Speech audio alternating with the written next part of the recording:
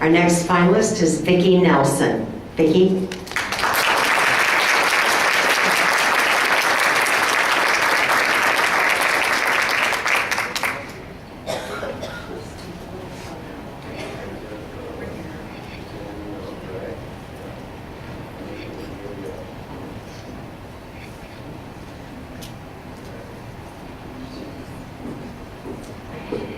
Vicki Nelson teaches special education for elementary grades 4 through 8 at Litzinger School in the Special School District in St. Louis County. Vicki had this to say about her teaching philosophy. My teaching philosophy is that all students should be valued for who they are, accepted for where they are in their academic journey, and expected to learn. Often students who are not typical learners end up being less involved in the educational process than their peers. It's similar to being a passenger in a car. Since passengers are not responsible for navigating, they do not have to pay attention. Children with disabilities, especially children with obvious disabilities, typically are not allowed to be the drivers. All students need to be given the skills and tools to navigate in order to succeed in life. Vicki Nelson.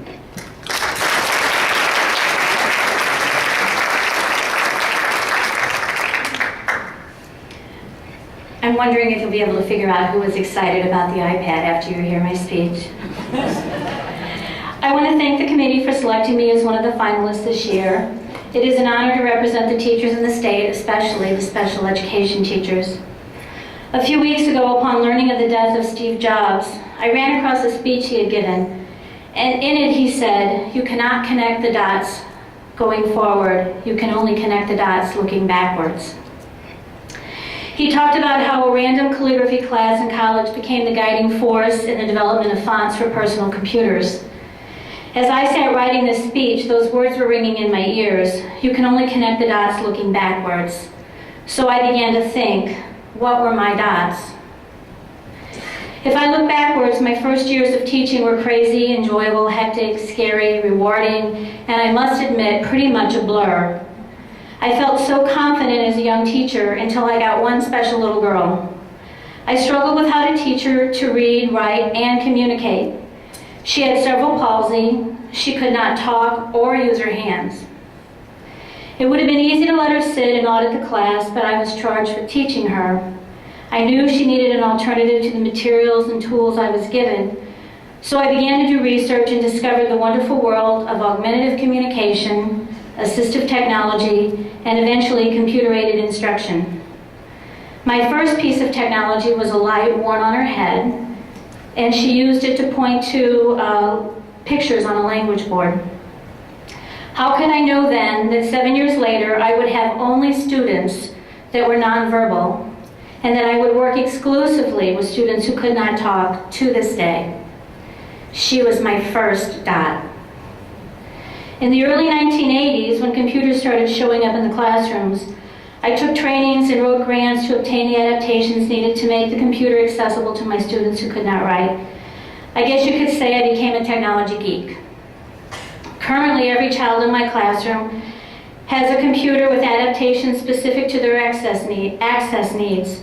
Over the course of my 32 years in education, the technology that my students use continues to change, and new technology constantly appears on the market. My students are technology dependent. It is how they are able to demonstrate to the world that they are capable.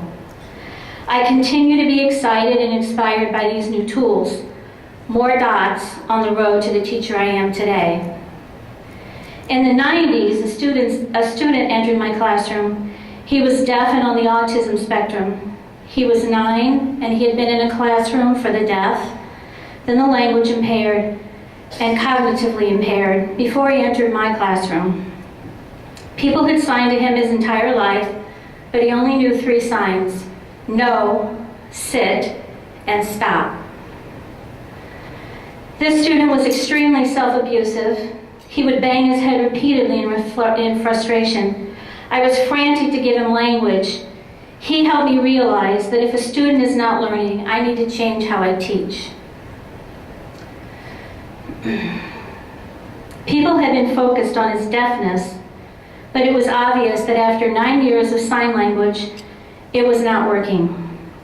I stopped signing to him and introduced him to language boards. I started developing a reading curriculum to help him develop language. These materials eventually became Let's Read, a literacy and language development materials that are now shared with teachers across St. Louis County. Looking back, I realized that he was the dot that was the catalyst for my commitment to developing literacy materials for all students. In the last 10 years, I've had many students that have helped me continue to improve my teaching skills. And looking backwards, the dots are clear. Every student was a dot that made me into the teacher that I am today. In fact, my greatest contributions and accomplishments during my teaching career have been the result of my quest to find these tools and supports for my students. Steve Jobs said something else in that speech that resonated with me. Jobs said, "You've got to find what you love. The only way to do great work is to love what you do." Remember that one dot, the boy who was deaf and on the autism spectrum? I think back on his struggles, the sheer terror of his self-abuse, his lack of language. His graduation seemed unattainable. On May 19, 2008, I sat and watched him focus on his interpreter. Yes, he did learn to sign. Walk across the stage and receive his diploma. Moments like these are the reasons that I love what I do. By Steve Jobs' standards, that makes me great. I am sure that all of my finalists love to teach as much as I do. I am honored to be in the company of truly great teachers. Thank you for this recognition.